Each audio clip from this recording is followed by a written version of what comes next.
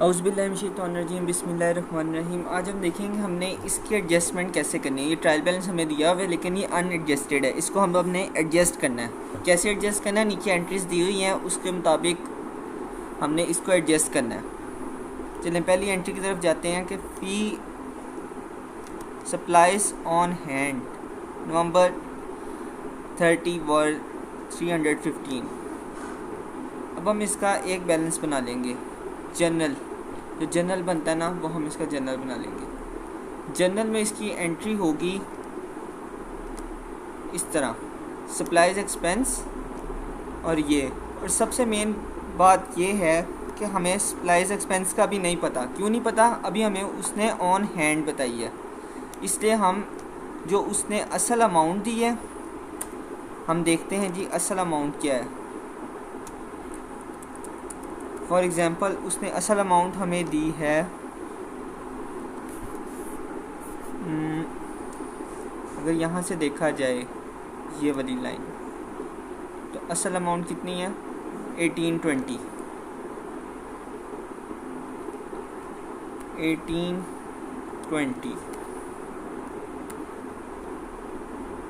और साथ उसने क्या कहा है, सप्लाइज ऑन हैंड कितनी है 315, माइनस कर देना है 315 को। एंटर करेंगे, एंटर करने के बाद इसका जवाब आ जाएगा 1820 माइनस 315 1505। यह जवाब आ गया। यह जवाब किस चीज़ का था? सप्लाइज एक्सपेंस का। ठीक हो गया। पहले हमारे पास सप्लाइज एक्सपेंस नहीं थी क्योंकि उसने दी ही नहीं हुई थी, लेकिन हमने फार्मूला लगा के सप्लाइज एक्सपेंस निकाल लिया। अब हम यहाँ पे उसकी वैल्यू पुट करेंगे। क्या वैल्यू आई थी? 1505 और सप्लाइज क्योंकि कम हुई है, जब भी एसेट कम होगा तो वो क्रेडिट होगा। ओके हो गया, ये एक एंट्री हो गई। अब इसी एंट्री को हमने वहाँ कैसे मूव करना है, इस जगह एडजस्टमेंट में सेम जैसे हमने जर्नल में किया था वैसे ही यहाँ करेंगे। सप्लाइज एडजस्टमेंट में आके 1505 से क्रेडिट, और यहाँ पे सप्लाइज एक्सपेंस दिया ही नहीं हुआ इसलिए हम अपनी तरफ से एक सप्लाइज एक्सपेंस क्रिएट करेंगे। ऐसे ये सप्लाइज एक्सपेंस क्रिएट हो गया। अब क्या होगा, अब यहाँ पे भी वैल्यू आएगी 1505। ओके हो गया। अब हम अपनी नेक्स्ट एंट्री की तरफ जाते हैं। नेक्स्ट एंट्री में उन्होंने कहा है फ़ी अर्न बट अनबिल्ड, मतलब कि फ़ी अर्न की गई लेकिन बिल नहीं किया गया, उसको कस्टमर को उसका बिल नहीं दिया गया। इसका मतलब है कि वो हमारे रिसीवेबल में है, अभी हमने उसको रिसीव करना है क्योंकि हमने ये अर्न किया था और अब हमने उसको रिसीव करना है कस्टमर से। कैसे हम करेंगे? पहले जनरल में जाएंगे, जनरल में जाके ये एंट्री यहाँ पे लिखेंगे अकाउंट रिसीवेबल में, क्योंकि अकाउंट रिसीवेबल बढ़ा है। हमने अर्न किया इसलिए अकाउंट रिसीवेबल हमारा इंक्रीज़ हुआ और जो हमारी अर्निंग थी वो भी इंक्रीज़ हुई। अब कितने से इंक्रीज़ हुई? 1750 से। यहाँ पे हम पोस्ट कर देंगे 1750 से ये इंक्रीज़ हुआ और यहाँ पे 1750 से ये इंक्रीज़ हुआ। जब ये इंक्रीज़ होगा एसेट तो डेबिट, और जब लाइबिलिटी इंक्रीज़ होगी तो क्रेडिट, या इक्विटी इंक्रीज़ होगी तो क्रेडिट। अगला, अभी इसको पोस्ट करना है हमने हमारे ट्रायल बैलेंस के एडजस्टमेंट में। जैसे इधर पोस्ट किया है, इधर हमने डेबिट क्रेडिट में पोस्ट किया है, इसी तरह हमने उधर भी पोस्ट करना है।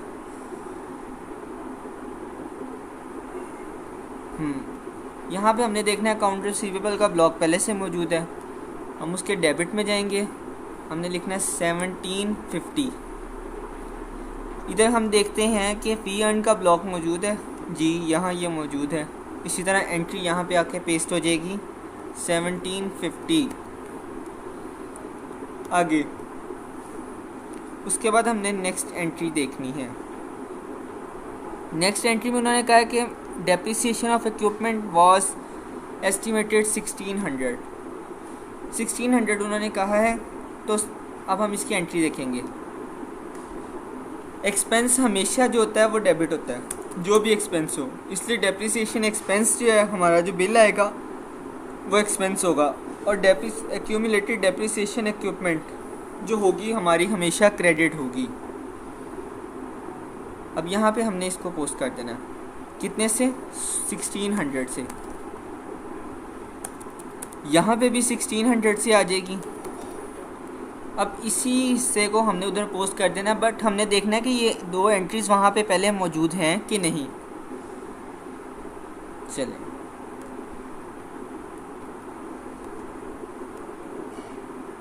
अब हम वहाँ पे मूव करते हैं, इस एंट्रीज़ को साथ लेके जाते हैं, क्योंकि ये एंट्रीज़ वहाँ पे मौजूद नहीं है जी, पूरे टेबल में मौजूद नहीं है। अब हमने करना क्या है, हमने एंटर करना है और एक्यूमुलेटेड डेप्रिसिएशन आ जाएगी।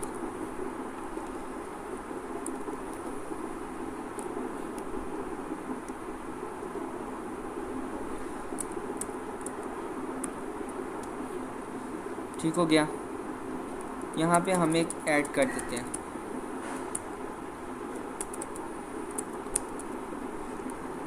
इक्विपमेंट। एक्यूमुलेटेड डेप्रिसिएशन के आगे नाम भी लिखना है कि जिस चीज़ के हम एक्यूमुलेटेड डेप्रिसिएशन मालूम कर रहे हैं, हम इक्विपमेंट की मालूम कर रहे हैं, इसलिए हमने इक्विपमेंट का नाम ज़रूर लिखा। उसके बाद अब इसकी एंट्री क्या होगी, यहाँ हमने इसकी एंट्री की है 1600। एक्सपेंस हमने किया था डेबिट 1600 से, और एक्यूमुलेटेड डेप्रिसिएशन की थी 1600 से क्रेडिट। इसी तरह हमने एडजस्टमेंट में भी काम करना है। एक्सपेंस आ गया, ये आ गया। अब ये डेबिट में 1600,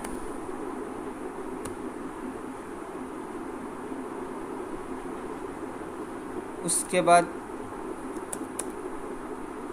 यहाँ 1600 क्रेडिट में, दोनों डन, ओके हो गया। अब नेक्स्ट एंट्री की तरफ जाएंगे। उसके अंदर कहा कि अनपेड वेजेस। अनपेड का मतलब अभी हमने पे नहीं की, और जो चीज़ हमने पे नहीं की होती वो होती है हमारी अकाउंट पेएबल। अब लेकिन ये वेजेस लिखा हुआ है, एक्रूड का मतलब होता है कि अकर हो चुकी है लेकिन अभी तक पे नहीं किया, और यहाँ पे वेजेस लिखे हैं, तो अब हम इसके नाम का एक अकाउंट बनाएंगे। इसके नाम का अकाउंट कैसे बनाएंगे, पहले जनरल में जाएंगे, वहाँ पे देखेंगे जी वेजेस एक्सपेंस, क्योंकि वेजेस जब भी पेड करते हैं तो उसका एक्सपेंस में लिखा जाता है। मतलब हमने पे करनी थी तो हमारा एक्सपेंस बनना था, लेकिन हमारा एक्सपेंस बना नहीं क्योंकि वो पेएबल में आ गई। अब इसको हम कैसे एंट्री को ऐड करेंगे, पहले हम यहाँ से देखेंगे अमाउंट 380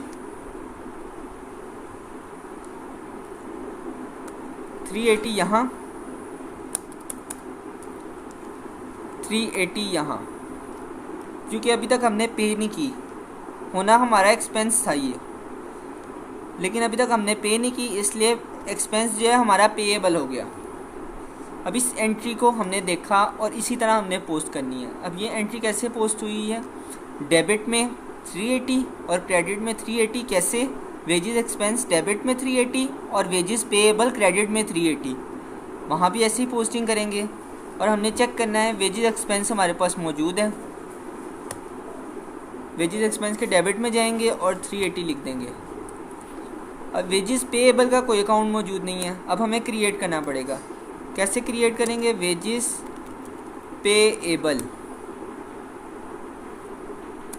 वेजेस पेएबल। और जब भी अकाउंट पेएबल इंक्रीज़ होता है या अकाउंट पेएबल या लाइबिलिटी से कोई भी चीज़ रिलेटेड इंक्रीज़ होती है तो हमेशा क्रेडिट होती है, इसलिए हम इस एंट्री को यहाँ पे करेंगे क्रेडिट 380। उसके बाद हम नेक्स्ट एंट्री देखते हैं। नेक्स्ट एंट्री है द बैलेंस अनअर्न्ड फीस, जो थी नवंबर 1 मतलब मंथ के स्टार्ट के ऊपर जो था, वो जो फ़ीस हमने शो की है ये है। अनअर्न्ड फीस हमारी थी कितनी, 2800, ये हमने शो की है।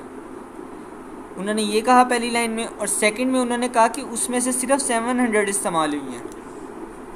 तो अब हमें पता लग गया कि इसके अंदर से अभी हमने 700 माइनस करनी है। कैसे माइनस करनी है? अब अनअर्न्ड रेवेन्यू ये एक लाइबिलिटी है, और अर्न रेवेन्यू जो है वो रेवेन्यू का पार्ट है। अब ये लाइबिलिटी जब भी डिक्रीज़ होगी तो इसको क्या लिखेंगे? डेबिट में। अब इसकी डेबिट में एंट्री कैसे होगी? इसकी अमाउंट होगी 700।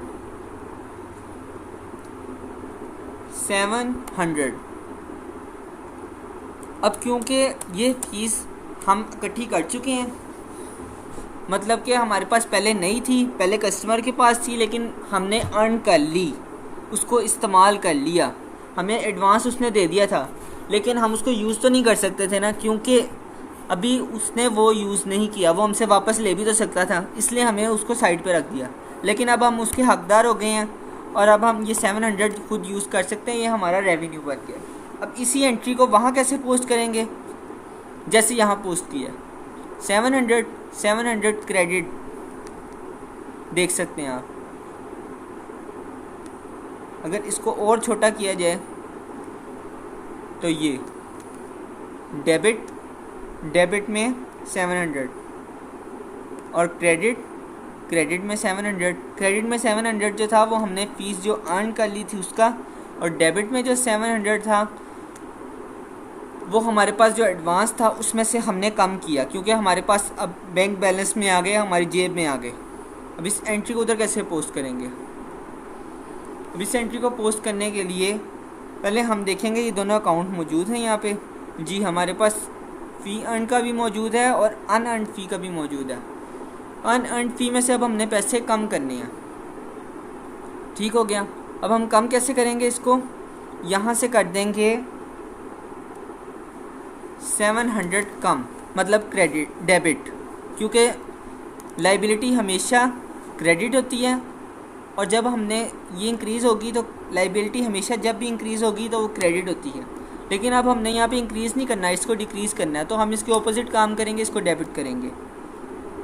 उसके बाद अगला काम क्या है? फ़ीस अर्न यहाँ पे आ जाएगी प्लस 700, ये इसकी फ़ीस अर्न आ जाएगी, क्योंकि वहाँ से कम हुआ और यहाँ पे हुआ। Double entry system total equal जा रहा है इस टाइम। अब नेक्स्ट स्टेप क्या करना है हमने?